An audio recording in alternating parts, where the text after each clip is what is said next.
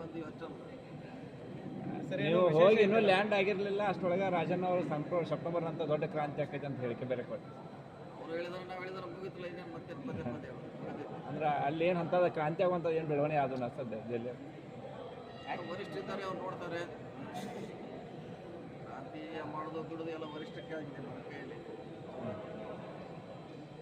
ಬದಲಾವಣೆ ಯಾಕಂದ್ರೆ ಮುಂದಿನ ಚುನಾವಣೆ ದೃಷ್ಟಿಯಲ್ಲಿ ಇಟ್ಕೊಂಡು ಇಲ್ಲ ಏನು ಮಾಡಿದ್ರೆ ಅವರೇ ಏನು ನಾವು ಅದರಲ್ಲಿ ಒಂದು ಪಾರ್ಟಿ ಅಷ್ಟೇ. ಈಗ ಹೀಗಾಗಿ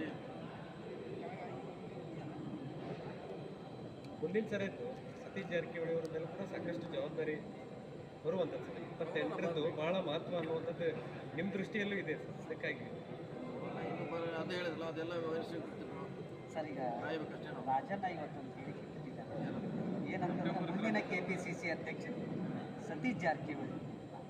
ಅದು ನಿಜನಾ? ಏನು ಆ ರೀತಿ ಏನಾದರೂ ಚರ್ಚೆ? ಅದು ಅವ್ರ ವೈಯಕ್ತಿಕ ಅಭಿಪ್ರಾಯ ಅಷ್ಟೇ ಇರೋದು. ಭಾಳಷ್ಟು ಜನ ನೀವು ಹೇಳ್ತಿರಲ್ಲ, ಎಲ್ಲ ಟ್ರೇಡ್ ಆಗ್ತಾ ಇದೆ, ಅಲ್ಲಿ ಹೇಳ್ತಾರೆ ಇಲ್ಲಿ ಹೇಳ್ತಾರೆ, ಎಲ್ಲರೂ ಹೇಳ್ತಾರೆ. ಅಂದ್ರೆ ವೈಯಕ್ತಿಕ ವಿಚಾರ ಅಷ್ಟೇ. ಅಂದ್ರೆ ಅವ್ರು ನೀವು ಡೆಲ್ಲಿಯಲ್ಲಿ ಇದ್ದಾಗ ಕ್ರಾಂತಿ ಆಗತ್ತೆ ಅಂದ್ರೆ ಈಗ ನೀವೇ KPCC ಅಧ್ಯಕ್ಷರಾಗ್ತಾರೆ ಅಂತಿದ್ದಾರೆ.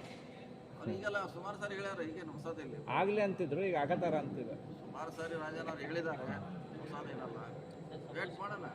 ಸಪೋಸ್ ಸಿಕ್ಕರೆ ಈಗಿನ KPCC ಪ್ರೆಸಿಡೆಂಟ್ಗೆ ಸಚಿವ ಸ್ಥಾನ ಮತ್ತು ಪ್ರೆಸಿಡೆಂಟ್ ಎರಡೂ ಇದಾವೆ. ಅದೇ ತರನಾಗಿ ಸಚಿವ ಸ್ಥಾನ ಮತ್ತು ಪ್ರೆಸಿಡೆಂಟ್ ಎರಡೂ ಅದು ಇಲ್ಲ ಪ್ರಶ್ನೆ ಇನ್ನೂ ಆಗಿಲ್ಲ. ಆದ್ಮ್ಯಾಗ ಅದು ಇನ್ನೂ ಆದ್ಮ್ಯಾಗ ಅದ್ರ ಬಗ್ಗೆ ಚರ್ಚೆ ಮಾಡೋಣ.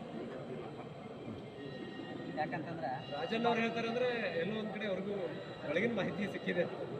ನೋಡೋಣ ಅಷ್ಟೇ, ಈಗೇನು ಹೇಳಿಲ್ಲ.